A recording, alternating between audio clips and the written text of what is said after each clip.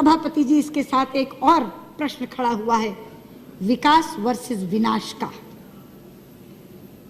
उत्तराखंड में विकास के नाम पर जो होड़ लगी, प्रकृति से छेड़छाड़ करने की, पर्यावरण को प्रदूषित करने की, नदियों पर बांध बनाने की, ये उसका नतीजा है।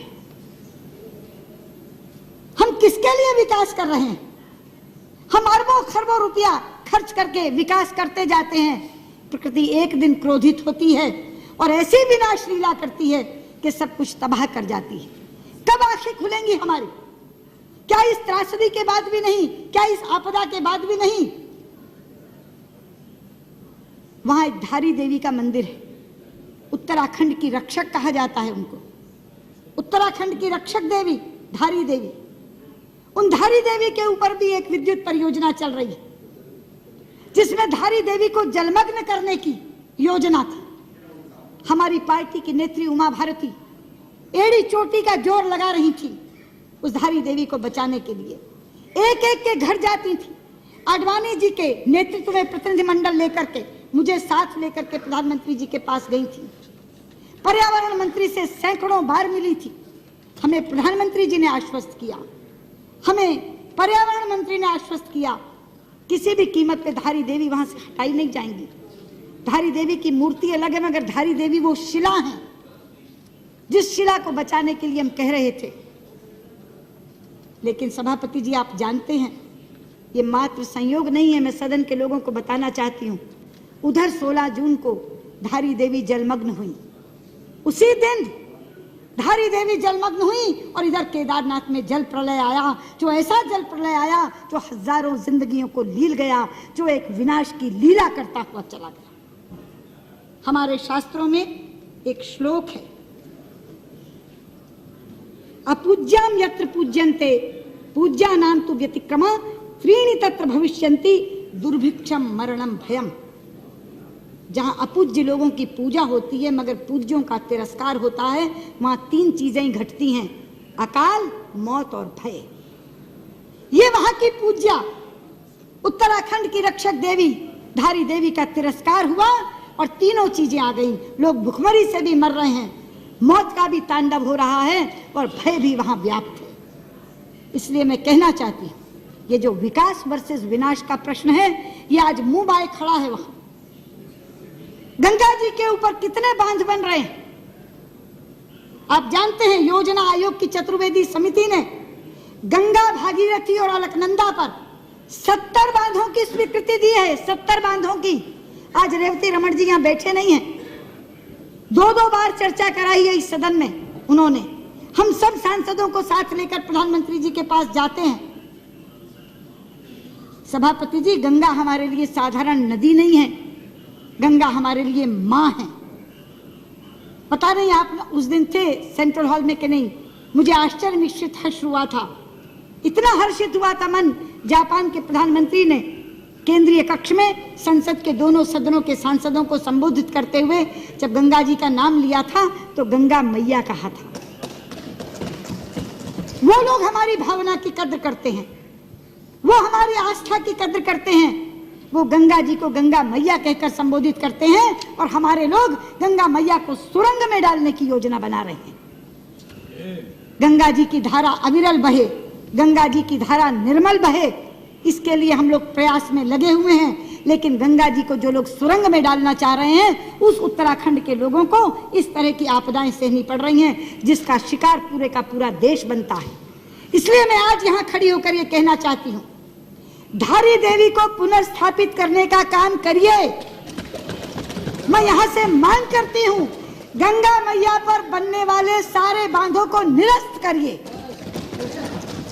जितना मर्जी पैसा उस पर खर्च हो चुका होगा, जो पैसा आपके राहत और पुनर्वास पे खर्च होने वाला है वो उससे कहीं कम होगा। जितना मर्जी पैसा खर्च हो गया हो, मत दिखाइए हमें वो एस्टिमेट्स, मत बताइए कि इतना पैसा खर्च हो गया। अमूल्य जिंदगियां जा रही, खत्म हो रही हैं। पूरे का पूरा उत्तराखंड आज विप्लव की कगार पर खड़ा है। इसलिए मैं आपसे कहना चाहती हूं, गृह मंत्री जी, गंगा मैया पर बनने वाले सारे बांध निरस्त कर दीजिए, धारी देवी को पुनर्स्थापित करिए। उत्तराखंड को अगर बचाना है तो राहत और पुनर्वास तो अलग है, लेकिन जब तक धारी देवी का पुनर्वसन नहीं होगा तब तक आपका कोई राहत और पुनर्वास का काम पूरा नहीं हो सकेगा।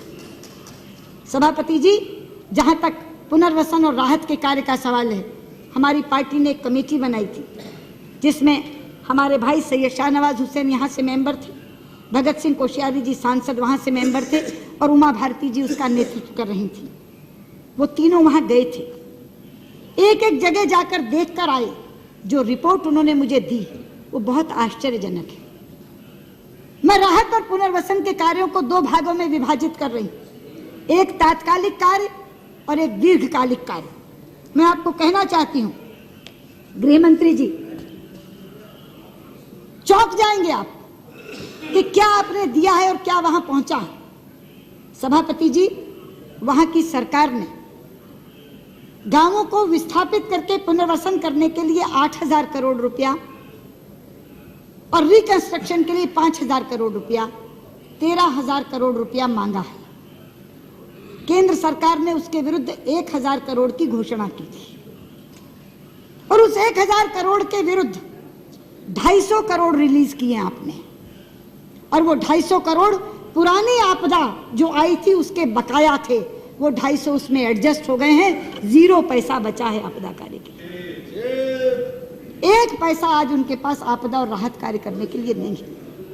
इसी तरह बॉर्डर रोड ऑर्गेनाइजेशन को, BRO को आपने 300 करोड़ रुपए रिलीज किए थे, 270 करोड़ रुपए उनके बकाया थे पिछले, वो एडजस्ट करने के बाद मात्र 30 करोड़ रुपए बचे हैं उसके पास। 30 करोड़ रुपए में आप कौन सी सड़कें बना देंगे वहां। तीसरा, खच्चर के लिए 10,000 रुपए केंद्र ने और 15,000 रुपए राज्य सरकार ने देने की घोषणा की है। खच्चर 70-80 हजार रुपए से कम में नहीं आता। आपके 15,000 लेकर वो क्या करेंगे? एक आदमी भी एक खच्चर वहां से खरीद नहीं सकेगा।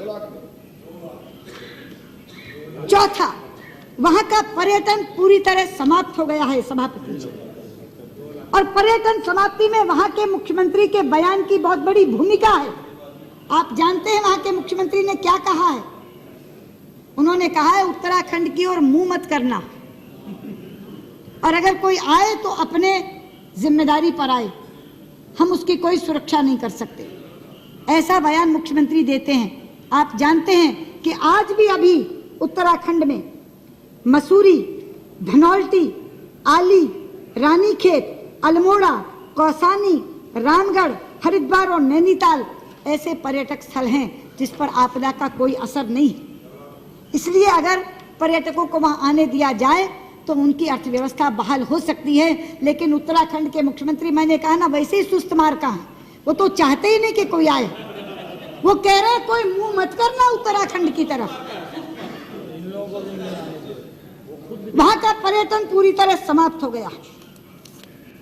आज भी बद्रीनाथ में गृह मंत्री जी 1,000 वाहन फंसे हुए हैं जिसके विरुद्ध उन्होंने ऋण लिया हुआ, उनके लिए रोजी रोटी का संकट खड़ा है। उस ऋण की माफी की भी मैं आपसे आज अनुरोध करती हूं कि उस ऋण को भी आपको माफ करना। ये सब उस रिपोर्ट में से निकला। होटल दुकानें खोलने के लिए बैंकों से लोगों ने ऋण ले रखे हैं, उन ऋण की माफी के लिए भी मैं आपसे अनुरोध करती हूँ। और सबसे अधिक किल्लत गैस की है। होटल और दुकानें बंद हो गए। केंद्र सरकार कहती है राज्य सरकार प्रस्ताव भेजे तो हम देंगे। मैंने कहा ना, राज्य सरकार तो ऐसी सुस्त मार्का है, वो प्रस्ताव ही नहीं भेज रही। राज्य सरकार प्रस्ताव भेजेगी नहीं, आप गैस देंगे नहीं, तो किस तरीके से वो होटल और दुकान खुलेंगे? राज्य सरकार के प्रस्ताव की अपेक्षा मत करिए, राज्य सरकार को तो बर्खास्त कर दीजिए, अपने नीचे ले लीजिए उत्तराखंड को। सभापति जी, आपदा पीड़ितों की राशि के नाम पर 1 रुपया भी किसी को नहीं मिला, 1 रुपया भी। ये जितने नाम मैंने अपने यहाँ बताए ना, रायसेन जिले के 10, विदिशा के 23, नसरुल्लागंज के 23, उनको मध्य प्रदेश सरकार ने 2-2 लाख रुपया अपनी तरफ से दिया है। आपने कहा है 3.5 लाख रुपए आप देंगे, उत्तराखंड ने कहा था कि 3.5 वो देंगे, ऐसे 7-7 लाख रुपए उन्हें मिलने थे। अब उत्तराखंड ने तो हाथ खड़े कर दिए। उन्होंने कहा केंद्र सरकार दे और राज्य सरकारें जितना देना है दे। लेकिन केंद्र सरकार, हाँ, Tamil Nadu government, that you will speak. राज्य सरकारों ने अपनी अपनी ओर से जो देना था वो दिया है। हमारे यहाँ 2-2 लाख उन्होंने दे दिया, अगर उत्तराखंड सरकार और नहीं देगी तो बकाया भी हम दे देंगे। लेकिन आप 3.5 लाख जो देने वाले हैं, 3.5 कौड़ी भी नहीं दिया आपने अभी तक, 3.5 कौड़ी। और मैंने आपसे कहा ना, आपके पास आंकड़ा ही नहीं है, आप देंगे कहाँ से? पहले आप आंकड़ा जुटा लीजिए और ये पैसा देना शुरू करिए। वो लोग कहाँ तक इंतजार करेंगे? एक पैसा भी आपदा राहत राशि के नाम पर अभी तक आपने दिया नहीं। और एक और बात सभापति जी मैं कहना चाहती हूँ गृह मंत्री जी को, कि ढाबा, खोमचे और चाय की दुकानों का मुआवजा एनडीआरएफ में इसका कोई प्रावधान नहीं है। अगर ये दुकानें खत्म हो जाती हैं तो इसका कोई प्रावधान नहीं है। गृह मंत्री जी, इन मानकों को बदलवाइए। वहां लोगों ने ढाबे खोल रखे थे, खोमचे थे, चाय की दुकानें थी। अगर ये मानक नहीं बदले जाएंगे तो 1 रुपया भी उन्हें नहीं मिलेगा।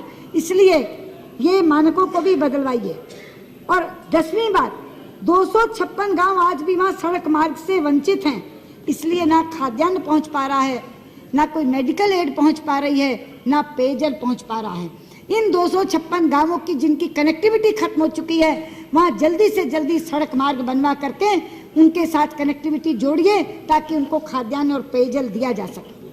इसके साथ में कुछ दीर्घकालिक उपायों की बात कर रही हूँ। गृह मंत्री जी, थोड़े पन्ने मत पलटिए, मेरी बात सुन लीजिए। नहीं, ये ज्यादा जरूरी है, ध्यान से सुनिए। नहीं, इसको बंद कर दीजिए, मेरी बात सुनिए।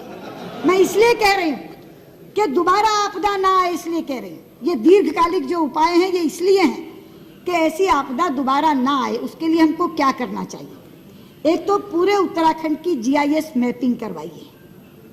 जीआईएस मैपिंग से आपको ये पता चल जाएगा कहाँ सड़क है, कहाँ हेलीपैड है, कहाँ हॉस्पिटल है, कहाँ स्कूल है।